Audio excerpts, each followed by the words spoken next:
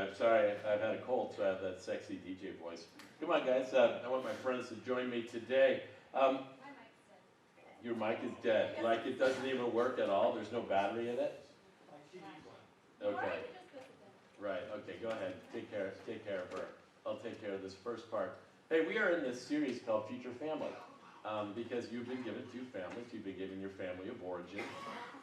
Thanksgiving is coming up. Some of you are, how many of you are dreading the family of origin? You got to go visit some drama with the family of origin next couple of weeks. And then you have Christmas. And then you have to buy presents for people you don't like. So some of you have that. We all got different things in our past, right? Some are great. You know, it's every time my wife talks about her family, it's just the most amazing thing, and I just feel, or her dad was a pastor for 50 years, her mom cooked meals every Sunday and invited people over for church, and I look at my wife and I go, why did you not inherit that? But what really was most important is not what you got, because we all got a certain amount of dysfunction or a certain amount of health. It's what you create in the future, right? It's your future family. We want to raise these people that are in your life so that they go off and they're functional. And if you're a Christian person, which probably most of you are, you want not only that, you want them to have their own personal faith. And how do you grow into that? I have some verses that I want to read to you. And I kind of want to read these as a blessing for you in your life, all right? And it goes like this. This is some of my favorites. Psalm 127. Unless the Lord builds a house, the builders labor in vain. Unless the Lord watches over the city, the guards stand watch in vain. In vain you rise early, stay up late, toiling for food to eat, for he grants sleep to those he loves. It's a good picture right there of somebody who is spending all of their time in work or spending all of their time in trying to advance themselves. And God says, look, man, unless I'm at the center of what you're doing, it's not going to work. And then the whole chapter shifts. Instead of focusing on, well, I'm going to make my name for myself with my money, or I'm going to make my name for myself at my work, or I'm going to make my name for myself in sports, it shifts. And it says this, children are a heritage from the Lord. Offspring are a reward from him. Like arrows in the hands of a warrior are children born in one's youth. Blessed is the man whose quiver is full of them. They will not be put to shame when they contend with their opponents in court. That's what I'd like to pray for you. That your future family is a heritage. And some of you, that's your kids. Some of you have gotten to the place where it's your grandkids. That they're a heritage. I know some of you would like to read this like arrows in the hands of the warrior. Sometimes I'd like to shoot those buggers. But what it means is that when your quiver is filled with them and you are in right relationship with them, it's an amazing blessing.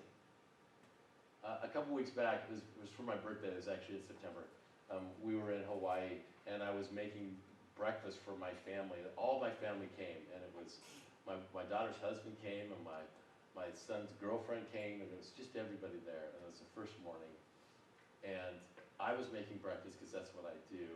Again, you know, if you want to talk to my wife about cooking, you know, you can do that on your own time. She's not here; she's in Uganda, so she'll never hear this. So we're good. And I love it. It's kind of my joy to cook for my family, especially breakfast, because it's easy. And outside, all of my children were giggling and laughing, and I could tell they loved being together. It was a moment. You know, 32 years of marriage, 26 years of parenting. Lived for that moment. So, as part of this series, you have two very, very intelligent people when it comes to parenting. And they're right here. We do a podcast called 10 Steps Further. Have you listened ever? Okay, if you haven't listened and you don't know how, give your phone to an 8-year-old and they'll show you how to podcast. And just listen. But I have the privilege of sitting with these two people and hearing all of their stories about how they parent and what they do. And so we're going to just take a moment and task them with this. What are the 5 what are the 5 things you know for sure about parenting? And I think both of them push back. How do you remember what you said to me? The pushback? Yeah, the pushback was, I don't think I know anything for sure about parenting. Right. We're still waiting to see. Yeah, that's right. How they all turn out. So I want you to think about this. What was the one moment, you two guys, when it became very real? Like, okay, I'm a parent. I can't, like some of the crazy moment where you knew, oh my gosh, what have I gotten myself into? I'm pretty sure that this whole weekend with my children was planted to show me how much I suck at parenting right before going into this message. How many people are encouraged by that right now? Yeah. But the whole weekend, nonstop fighting, arguing. We were on the 2nd floor where there's like this railing that goes down to like the 1st floor, and I see Beckett like launching stuff down to the below, and I said, "Hey, buddy, can you not do that?" And he goes like this. So, I'm still working on it. I know I don't know a lot, but every day I try. Well, there was a moment when we knew everything about parenting. When was that? Before you had children. That's right. And now we're just kind of giving you some ideas of what we maybe kind of sort of think about parenting. So we came up with a list. I don't know if any of you guys, if you guys want to start, you want me to just pile through my list because we talked through this. Yeah. Okay, the first one is this, and I think it was Leslie that answered this. There's no one and done conversation in parenting. The important instructions are worth repeating. Well, I just think that it's like interesting to look at. I have a 4, almost 6, and 8-year-old, and so I remember when Peyton was like 2, and my sister had like a 3-month-old, and she was still in the major thick of it in terms of like needing to be held all the time, and nursing all the time, and never sleeping, and up all night. And she said, "Oh my gosh, it looks like everything is so easy for you. Like, I can't wait till my kid is 2. It looks so easy. She can like talk, and I was like, no, it's so hard. Everything is a parenting moment. You're like, don't touch that. Watch out. Don't run in the street. Don't hit your brother. Don't jump off the desk. I mean, don't throw things off the railing." Well, we're still working on that, but it's interesting because I feel like I can, especially at these young ages, and I know it looks different as you get older, but there's so many things that I'm like, I have told you this about 68 times, and I don't understand how it's really not clicking. So here's what I want.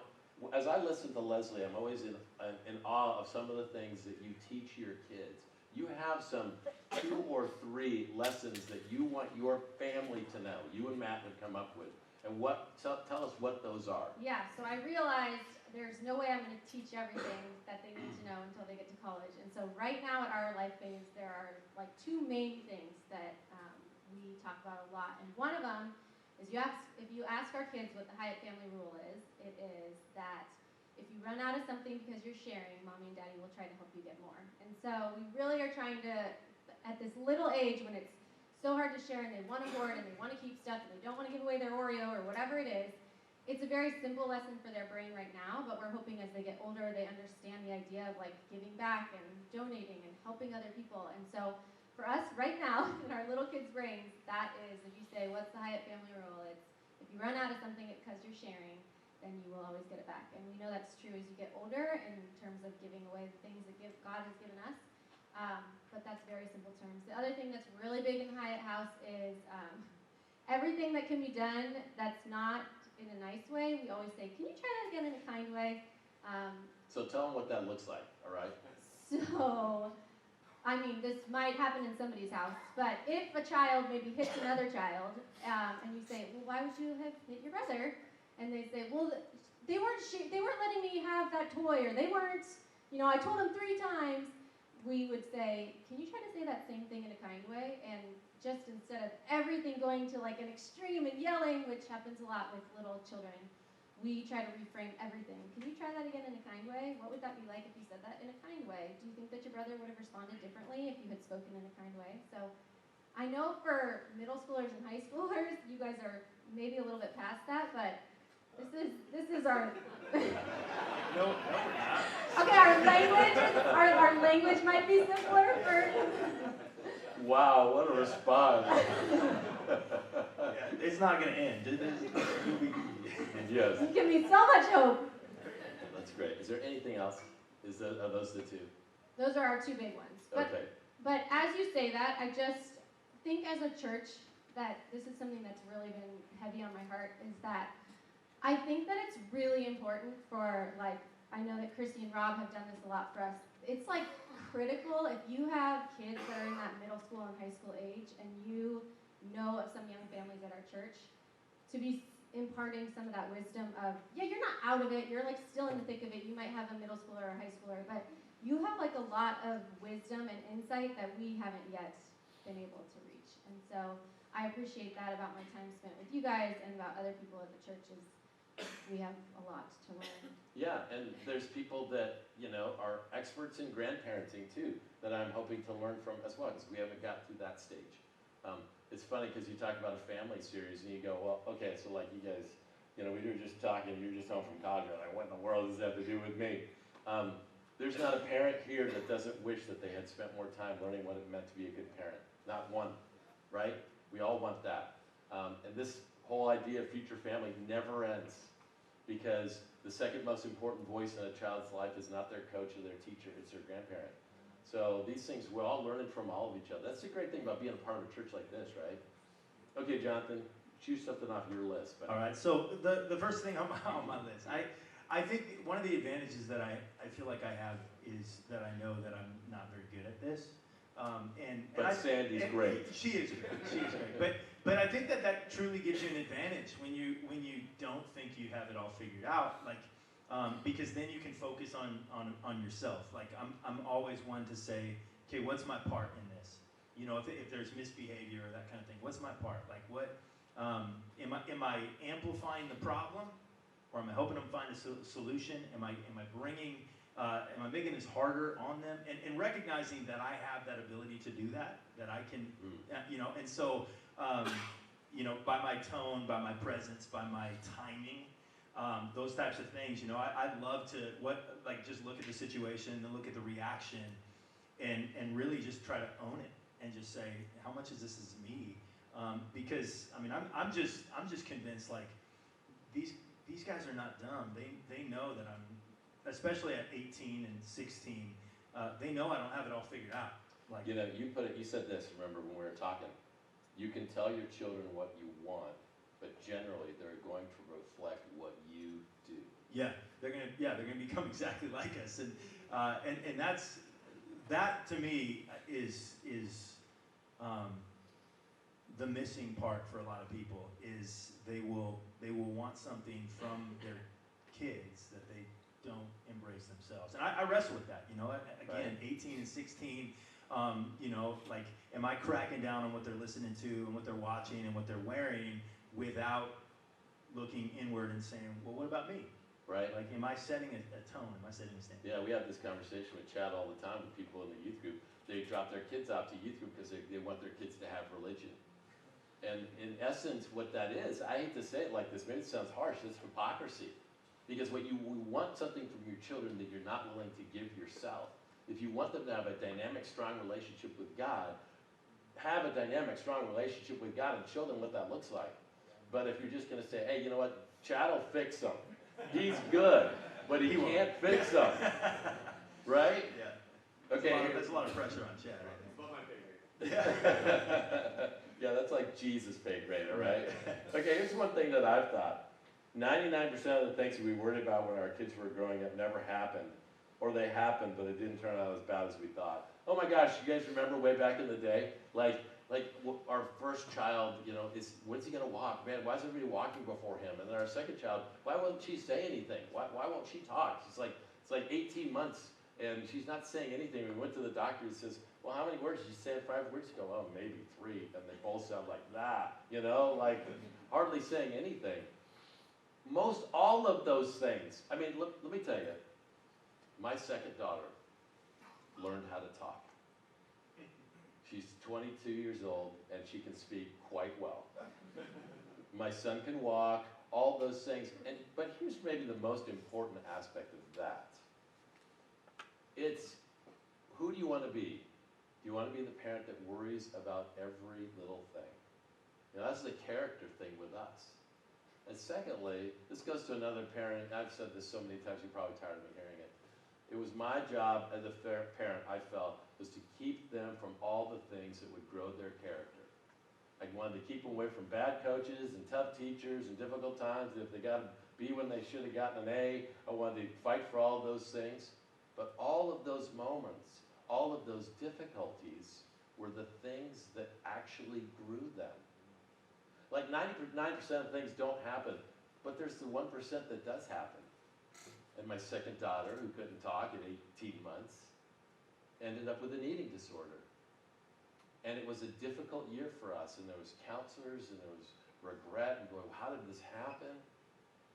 And yet we hung in there with her, and that girl right now is married and working as a nurse in an eating disorder clinic.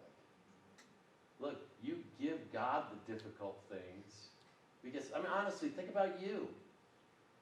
How is your character anything? Was it all the good things that happened to you? Or was it all the difficult things that you had to work through and God was faithful? So we're not trying to keep our kids from difficult. We're trying to help them through the difficult to develop grit and determination.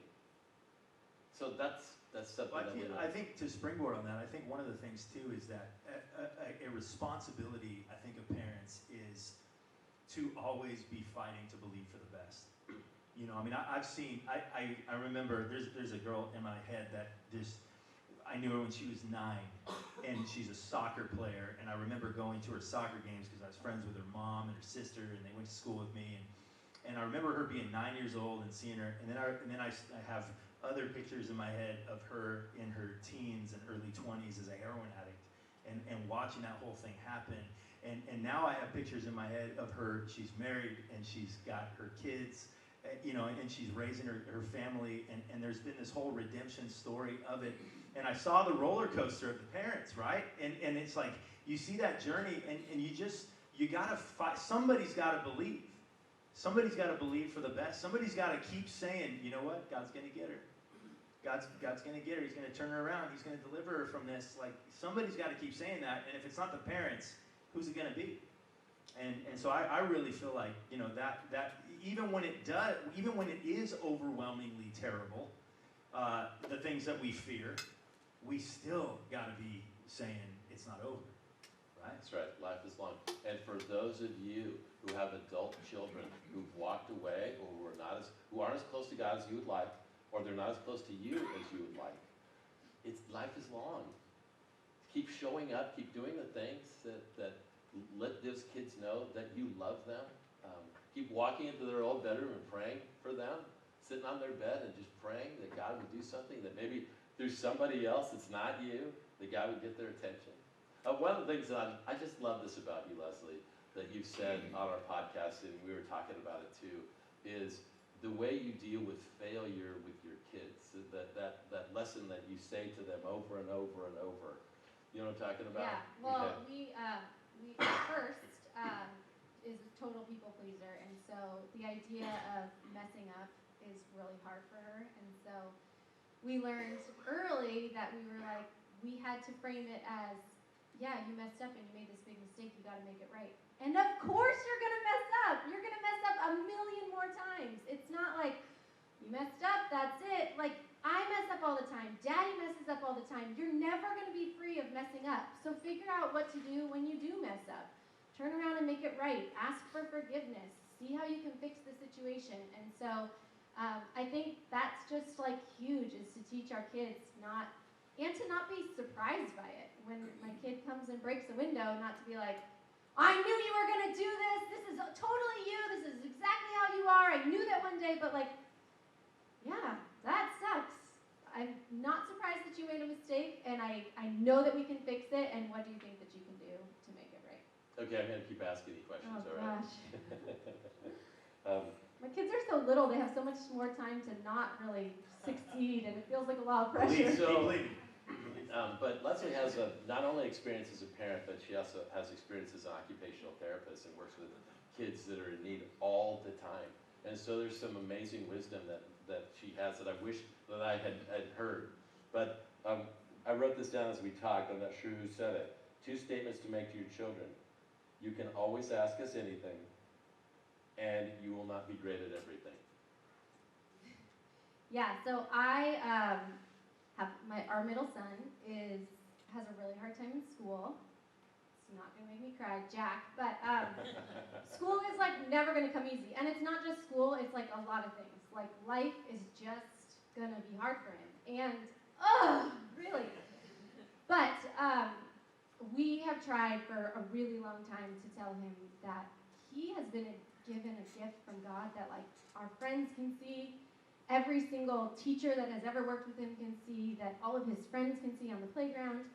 He is like the most joyful child that has ever walked this earth. I mean, he's so happy and he brings so much joy to so many people around him. So I know that as he goes through lots of stuff in life that it's hard. Like, it's hard for him to play soccer. He doesn't know how to tie his shoes. It's hard for him to figure out how to ride a bike. He is doing kindergarten and he already did TK and he still doesn't know all of his letters. Like, stuff is really hard and he knows that, and I don't ever talk about that with him. I don't ever talk about all those things that are hard, but what I do tell him all the time is that you are a total gift. You are such a joy, and people love to be around you.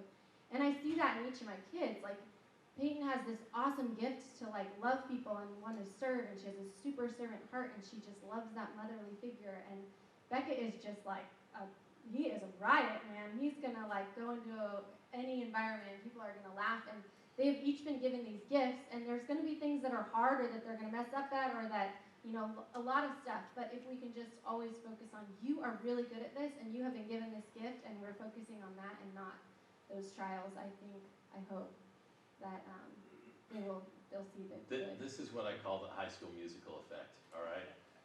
Who saw High School Musical? You can be honest. You can be honest. I saw High School Musical. So it turns out that Zac Efron is not only amazing at basketball, and by the way, I looked it up, he's 5'7". When I saw this for the first time, I think it's like 50, I go, I could totally take Zac Efron right now. Not only is he amazing at basketball, but it turns out he's the best singer and dancer in the school too.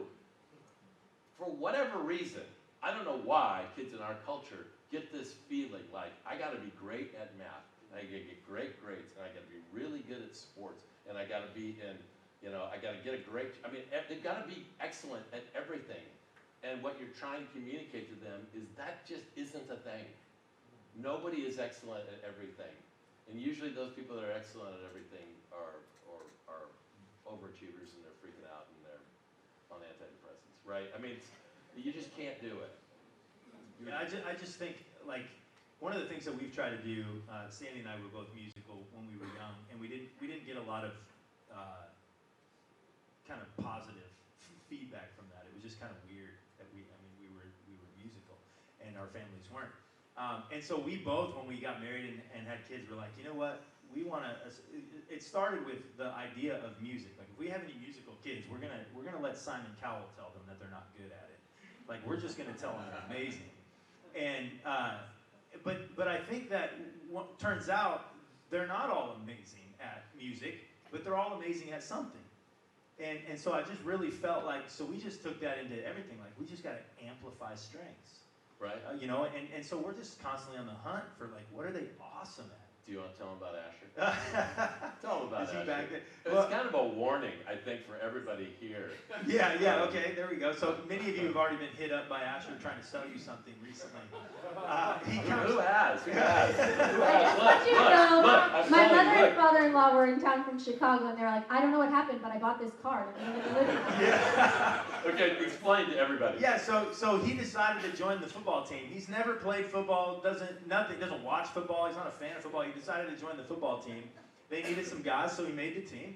And then they did this thing towards the end of the season where they give these books out, these like discount books. Hey, you sell these to people, and it's raising money for the football team. And so he comes home after, I think, one day of doing this, and he's like, hey, Dad, I sold 20 of these things. He says, I'm really good at sales. Like, nobody else on the team has sold, like, more than 5. And then he sold all 40 that he was given, and then he sold 20 more for a friend, or 21 more for a friend. And then he takes them in after the weekend, he brings them back to the coach, the 40 that he had sold. The coach doesn't even know about the other 21 he sold for the friend. And the coach is like, you want to sell more? And he's like, sure. And so the coach offers him money. He winds up selling 90-something of these things. And So the point is, he's so proud of if it. you see Asher, don't make eye contact. No eye contact. But what's so amazing about it is like just how he's discovered this little thing that he's got, and he loves to do it, and he's so proud of it. And you know, he went into the football team knowing he's not going to be the star player. But all of a sudden, like, they're letting him suit up on the varsity team because he's raising all the money for their program. Is that great? I think I can say this fairly, that your oldest, Josiah, is most like you. Oh, absolutely. Right? Yeah, absolutely. And so easier to relate to, and easier to say, Yeah. hey, do this, challenge that. Yeah. Asher's not like you, Right. right? Yeah. But for you to be able to find what he is good at and pour into that and value that, Yeah. I think is really important. Here, let's talk about this, Jonathan. Speak into your child what you want. Either, I hope you will, or I fear you will become. Either way, whatever you speak is likely to come true. Yeah, I did youth ministry for a long season, and there were some predictable parenting behaviors that would produce certain results way too consistently. And it was oftentimes, if you would see a fear that was constantly being brought up by the parent, a fear of drugs, a fear of bad relationships, like if the parent was constantly speaking that into their kid, like you just saw it coming. You're like, well, this is going to be what they're going to deal with. And I think the same is true speaking life. I really do. I think trying to identify those areas of strength, trying to speak towards passion, trying to speak towards, like, you know, kids have certain tendencies. The same tendency that might cause the kid to not do well in school might be the thing that causes them to go start a business and be really successful. Which one are you speaking into, and which one are you believing for? And because I'm just convinced that whatever we're dwelling on is moving our families in that direction. I think we can focus on fear in this culture, right? I mean, if your kids aren't in junior high or high school yet, you're fearing what they're going to be anticipating there, because it's a scarier environment than we grew up in. And culture works like that. It just keeps getting scarier and scarier. God does not call us to a spirit of fear. I was at a conference with a guy named Tim Kimmel, and I walked up to him and I said, I'm so afraid my kid's about to enter junior high. He says, what are you afraid of? He wrote a great book called Grace-Based Parenting. But the whole point of this is to pray positive into your kids. Don't fear those things. Certainly prepare them. You know, it's funny because my buddy Greg is here, and I've made this statement so many times. We've talked about it. He brings it up all the time. Like every time we meet, you bring this up every time. My son is a very successful 26-year-old. He's part of a startup in the Bay Area. That startup that some kids and him started 3 years ago is worth $75 million right now. God's used him in an amazing way, and if you met him, you would be so impressed by his just ability to work with people. But in high school, it was hard, and he was distant, and he didn't want to talk. He wanted to separate, and I got the sense that he was annoyed. In fact, what I said to Greg that he always remembers, my son, when he was in high school, treated us like something he dug out of his ear. Okay, because that's just high school, right? But to continue, go for the participation trophy, right? You know, what do you have to do to get a trophy in, if you're a fifth grader going out for soccer, what do you have to do? No, yeah, you don't have to show up, you have to sign up. Like, you don't even show up, they'll mail it to your house. Here you go. Way to go. Look, in parenting, that's all you need.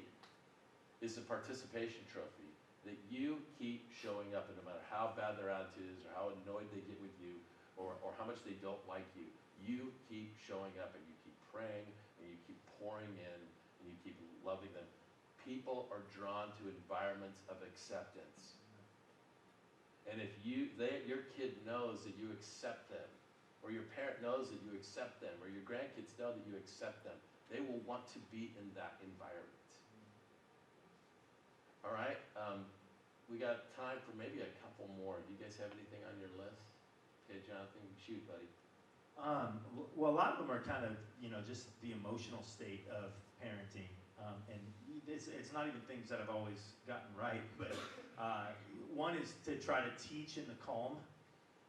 Most often, and we actually had a long conversation about this the other day, when something, at any age, could be teenagers, probably could be adults, I don't know yet, but or it could be toddlers, but trying to teach in the moment of, they're out of control emotionally, they're not getting anything, right? And that was something that we, I'll just try to calmly, all right, buddy, go to your room. I'll be in there in a little bit to talk to you and wait for the environment to change. Because I think even for myself, like if I'm heated in the moment, there's no wisdom getting through my head, right? And so we just look for those opportunities. And I've found that it's a great, if you have multiple kids, it's a great opportunity if one of them's kind of flipping out and you're just like, all right, bud, and they think I'm the problem, that becomes a teaching opportunity for the other two. Because now they can see the next time they flip out, like you're seeing this, right? You're seeing this. And every time they're like, oh yeah, I get it. And so it just becomes, I think, just teaching in the calm, because there will be a heated moment, but that's usually not the moment that you're going to get through to them.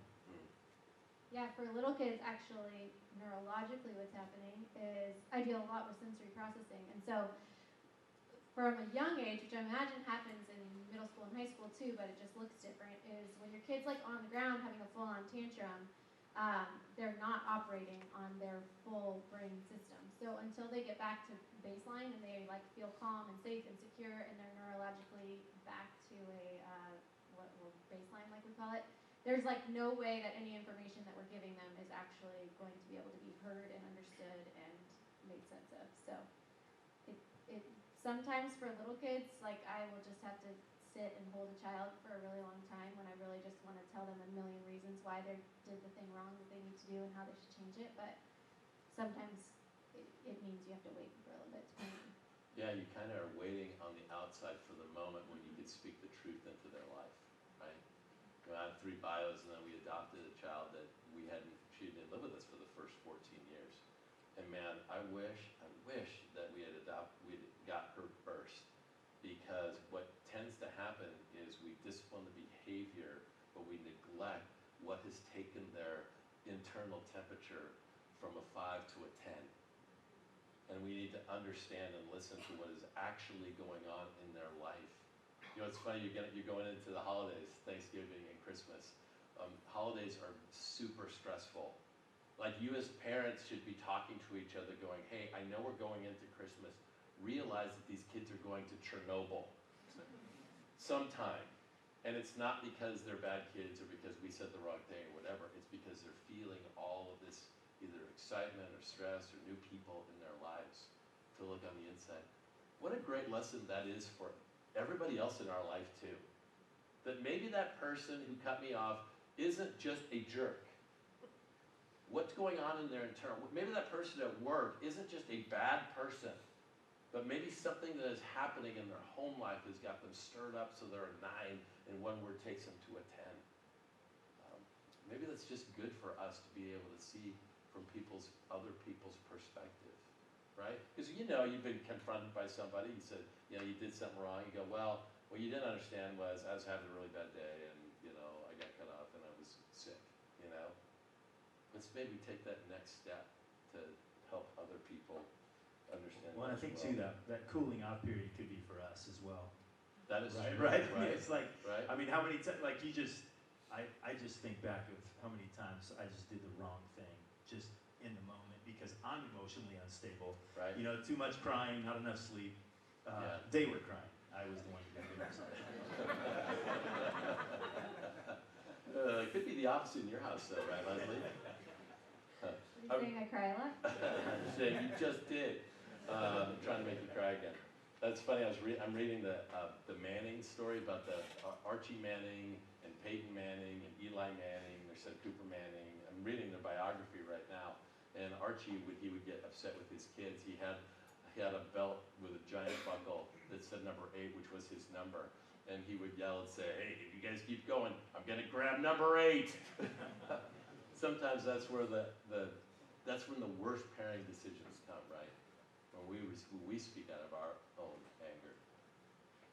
So this is where this service is going to end, all right? We're going to just we're going to pray you out. And if anybody has any questions that they want to come ask us about anything, let me tell you, these people are really wise when it comes to parenting. If you want to ask a question, come on up. We'll be here. As always, I'm always here up front if anybody needs me to pray. In fact, before we go, I want us to all pray for my friend, Mark Arnold, who had a heart attack yesterday and was not resuscitated very quickly. So it's the next 24 hours will really tell the story of whether Mark's going to make it. And Mark and Jill just brought a child from Haiti into their house on a student visa. And so they've got a lot going for them. So we're going to pray for them. Also want to just remind you, this place makes a difference because not only do people step up and help and serve, but they also step up with their finances. And so in the back, there's offering if you want to be a part of that. If you see God doing something, you want to join him in that. And my recommendation is to do that online because that's a way of saying, God, look, I'm going to trust you with this. And I know if in a way, it's kind of pulled back to our discussion, you're modeling generosity. And that's what you want in your children, right? Like if you go home and you got a 2-year-old and he's got all of his toys like this and he's yelling to all of his friends, don't touch them. There's a certain feeling that gives. But if you have a child who's a 2-year-old who's handing out his toys to his friends as they come in and wants them to bring them home, there's a different feeling, right? God enjoys it when we're generous, so we're going to have that opportunity too. I want to read you one last set of verses. If you want to write these down, I read you started with Psalm 127. And this is Psalm 128. They're back to back. They have great words about parenting. But this one's a blessing. And I want to bless this and pray this into your lives, okay? And it goes like this. Blessed are all who fear the Lord, who walk in obedience to him. You'll eat the fruit of your labor. I pray that that would be true of you, that you eat the fruit of your labor. Blessing and prosperity will be yours. Your wife will be like a fruitful vine within your house, your children, like olive shoots around your table. Yes, this will be the blessing for the man and the woman who fears the Lord. May the Lord bless you from Zion. May you see the prosperity of Jerusalem all the days of your life. And may you live to see your children's children. Peace be on Israel.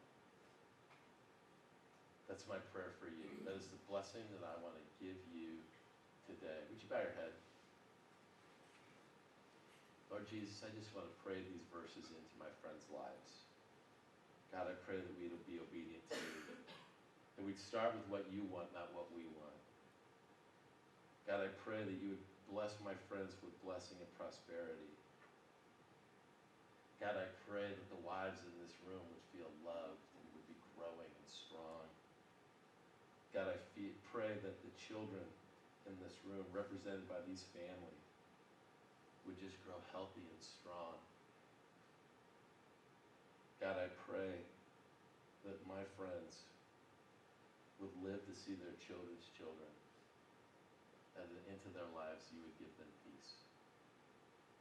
Thank you, Jesus, for meeting us here today. In your name we pray.